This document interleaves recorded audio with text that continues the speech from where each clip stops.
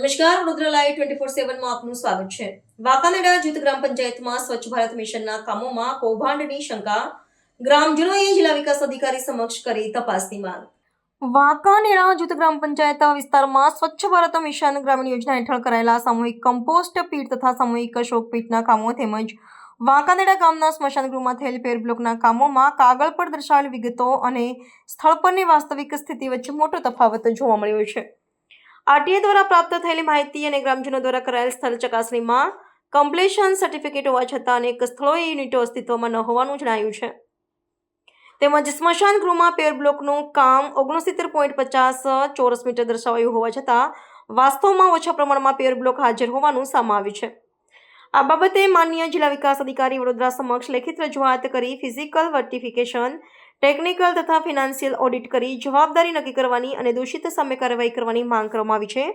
આ મુદ્દો જાહેરાત સાથે સંકળાયેલ હોવાથી તંત્ર દ્વારા તાત્કાલિક અને નિષ્પક્ષ તપાસ કરવામાં આવે તેવી માંગ કરવામાં આવી છે।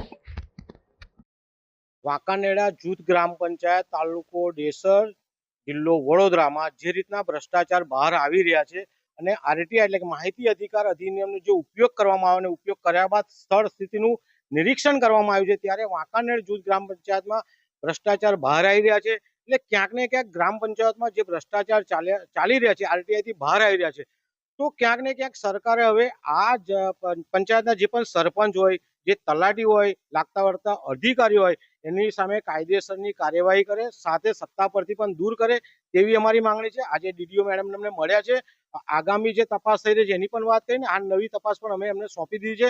ક્યાંક ને ક્યાંક પ્રધાનમંત્રીનું સ્વપ્ન છે કે ભ્રષ્ટાચાર દૂર થાય, ત્યારે આવા નાના નાના ગ્રામ પંચાયતમાં લાખો કરોડોનો જે ભ્રષ્ટાચાર થઈ રહ્યો છે એને આજે અમારી ટીમ દ્વારા ખુલ્લો પાડવામાં આવ્યો છે અને આગામી દિવસોમાં અન્ય ગામોમાં પણ અમે આ રીતની આરટીઆઈ કરીને તમામ ભ્રષ્ટાચાર ખુલ્લા પાડીશું, સરકારને મદદરૂપ થઈશું।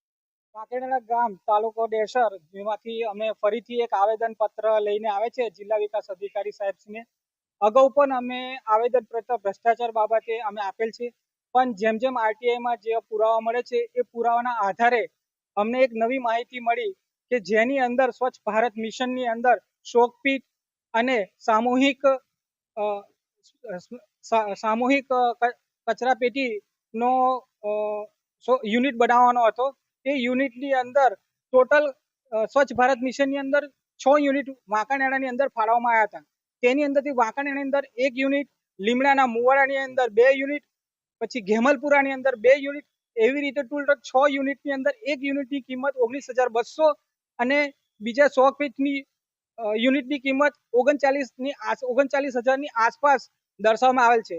પરંતુ આ બધું સીસી સર્ટિફિકેટના આધારે જે સ્થળ નિર્દેશ કરવામાં આવ્યું હતું એ સ્થળ અમે રૂબરૂમાં ગ્રામજનો અને અરજદારો રૂબરૂમાં તપાસ કરતા એ સ્થળ ઉપર આ વસ્તુ જોવા મળેલ નથી। તેથી દેખીતી રીતે આ સંભવિત ભ્રષ્ટાચાર થયેલો હોય એવું અમને દેખાઈ આવે છે એ બાબતે। અને બીજું, અમારા ગામની અંદર સ્મશાન 2018ની અંદર ધારાસભ્યની ગ્રાન્ટમાંથી બનાવવામાં આવેલ હતું।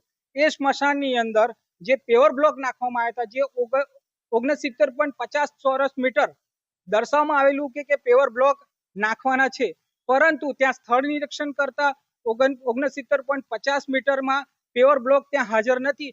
હાલમાં અમે સ્થળ નિરીક્ષણ કરતા જોયું છે કે 1134ની આસપાસ પેવર બ્લોક છે। 69.50 ચોરસ મીટરમાં અંદાજિત 3400 થી 3500 પેવર બ્લોક હોવા જરૂરી છે, જે ત્યાં સ્થળ ઉપર ગાયબ છે, જે દેખીતી રીતે આ સંભવિત ભ્રષ્ટાચાર દેખીતી રીતે જણાય આવેલ છે।